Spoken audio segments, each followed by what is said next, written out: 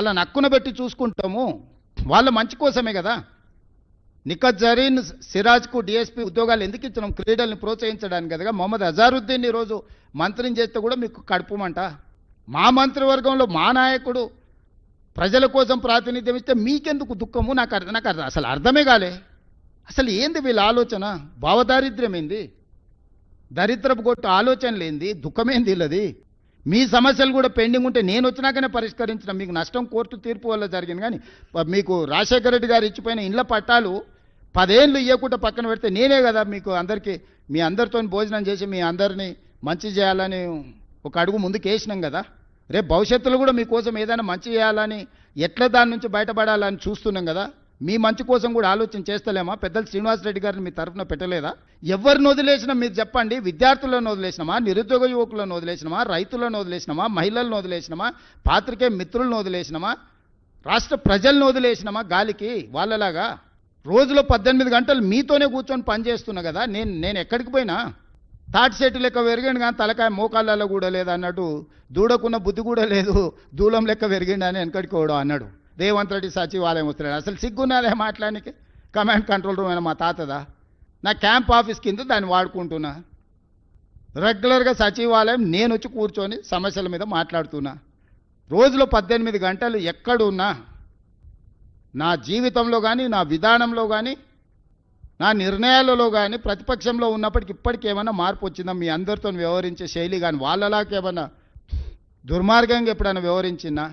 అసలు నా పోలికేంది? నా గురించి మాట్లాడేది హరీష్ రావు? నువ్వు ఎప్పుడైనా అద్దంలో చూసుకో నా గురించి మాట్లాడే ముందు. నాదేముంది? సాదా సీదా జీవితము. నేనేం గవర్నమెంట్ ఢిల్లీకి పోయినా కూడా జనరల్ ఫ్లైట్లో పోతా. నేను మీలాక ప్రత్యేక విమానాలు, మీ దేవుళ్ళ మొక్కులు కూడా ప్రభుత్వం సొమ్ములతోని. కనకదుర్గ ముక్కు పుడకానంటే ప్రభుత్వం సొమ్మే. వెంకటేశ్వర స్వామి తిరుమల తిరుపతి కొండ మీద దేవుడికి ఇస్తే ప్రభుత్వం సొమ్మే. చివరికి యాదగిరిగుట్ట టెంపుల్ నిర్మాణంలో అవినీతే. దేంట్లో మీరు వదిలింది? కోవిడ్ టైంలో ఎన్ని డొనేషన్స్ను మీరు దిగమింగినరు? కోవిడ్ను కూడా వదలలేదు ప్రజలకు సేవ చేయాల్సిన సమయంలో. మీకు మాకు పోలికేందయ్యా? పొంతనేంది? ఇప్పుడు కూడా 3 సార్లు ఇచ్చిండ్రు జూబ్లీహిల్స్ వాళ్ళకే. ఏం చేసిండ్రు? 3 సార్లు బీజేపీకి ఇచ్చిండ్రు. ఏం చేసిండ్రు? కళ్ళ ముద్దలు ఉంది కదా. ఇప్పుడు సమస్యలు ఉన్నాయి. అయ్యో ఈడ చెత్త ఉంది, అయ్యో ఈడ మట్టు ఉంది, ఈడ కాలువల మోరీల బురదుంది అని అంటుంది. ఎవడు కారణము? అసలు సిగ్గాను ఉండాలి. అందుకే చెప్పిన చెత్తకుండి దగ్గర ఓ రోజు కట్టేసేయారు. కట్టేస్తే గొలుసు పెట్టి కట్టేస్తే తెలుస్తుంది, జ్ఞానోదయం కలుగుద్దేమో అట్లనా అని. అన్ని సమస్యలను పరిష్కరించి నగరాన్ని అంతర్జాతీయ ముఖచిత్రంలో పెట్టడానికి జూబ్లీహిల్స్ నియోజకవర్గ ఓటర్లను సహకరించాల్సిందిగా నేను విజ్ఞప్తి చేస్తున్నా. మీడియా మిత్రులకు కూడా సర్వేల గురించి నేను ఎక్కువ మాట్లాడదలుచుకోలే. సారు కారు 16 అన్నారు, పరారు అయిపోయారు. 100కి ఒక్కటి తగ్గేది లేదన్నారు, బొక్కలు ఇరిగి బోర్ల పడ్డారు. ఒక 10 ఉదంతాలు చూసినాం. నేను ఏ సర్వే ఏజెన్సీలను ఎవరి గురించి నేనేం అనదలుచుకోలే. మనం బ్యాండ్ మేళం మనం డబ్బులు ఇచ్చి పిలుచుకుంటే వాడు మనం పాడవన్న పాట పాడతాడు, వేరే పాడతాడా? మనం ఒకవేళ సావు కూలిస్తే సావు పాట పాడమంటే సావు పాట పాడతాడు కానీ పెళ్లి పాట పాడతాడు? పాడాడు కదా. మనం నగదిచ్చి మనం సర్వే చేసుకుంటే మనకు అనుకూలంగానే ఇస్తాడు, వ్యతిరేకంగా ఎందుకు ఇస్తాడు? వాళ్ళు ఏదో నగదిచ్చారు, వాళ్ళు ఏదో చేసుకోరు, వాళ్ళ మీద చర్చ చేస్తూ నేను ఏ ఛానల్స్ని ఏ పేపర్లను ఎందుకు వేసిరని నేను అడగదలుచుకోలే. మీ ఇష్టం, మీ వ్యాపారం, మీ లాభం ఏది ఉంటే అదే చేసుకోరు. కాకపోతే 14 తారీఖు తర్వాత మీరు ప్రసారం చేసింది అక్కడ లేకపోతే మీరు ఏ విధంగా ఈ సమాజాన్ని ఎదుర్కొంటారో ఒక్కసారి అదొక్కటే ఆలోచన చేసుకోరు. రేపు సమాజాన్ని మీరు ఫేస్ చేయాలి కదా. నిజం నిప్పు లాంటిది 4వ పిల్లర్ ఏంటో చెప్తారు కదా. ఆ పిల్లర్ లేదు, 3 పిల్లర్లు ఉన్నాయి తెలంగాణలో అని చెప్తారా? నిప్పు కాస్త ఉప్పు అయింది, ఉప్పు కాస్త పప్పు అయిందని చెప్తారా? కాబట్టి దయచేసి కొన్ని పొలిటికల్ పార్టీ ఓన్డ్ మీడియా ఉంటుంది, అది మీడియా కింద మేము ఎప్పుడు చూస్తలేము. కరపత్రాల కిందనో పార్టీ కార్యకర్తల కిందనో ఇస్తాం. మనుషులుగా వాళ్ళను రిపోర్టర్ల అని మాకు విజిటింగ్ కార్డు ఇచ్చినా గౌరవిస్తున్న వ్యక్తులుగా వాళ్ళని రిపోర్టర్స్గా మేము ఎప్పుడు చూడం. కానీ న్యూట్రల్ జర్నలిజం చేసేవాళ్ళు చిన్న చిన్న ప్యాకేజీల దాంట్లో పోయి మాత్రం ఈ తప్పులు చేయబాకండి. నిజం అబద్ధం ఏముంది 14 తారీఖు నాడు ఈ సమయానికి మీకు తెలుస్తుంది, మాకు తెలుస్తుంది. బీఆర్ఎస్ను ఓడించండి, బీజేపీ డిపాజిట్ను గల్లంతు చేయండి. ఇది ఒక్కటే నా విజ్ఞప్తి. ఈ రెండే వాళ్ళిద్దరికి శిక్ష. ఈ 10 ఏళ్ళు సర్వనాశనం చేసినందుకు వాళ్ళు ఓడాలి, వీడి డిపాజిట్ పోవాలి. శ్రీనివాస్ రెడ్డి గారు,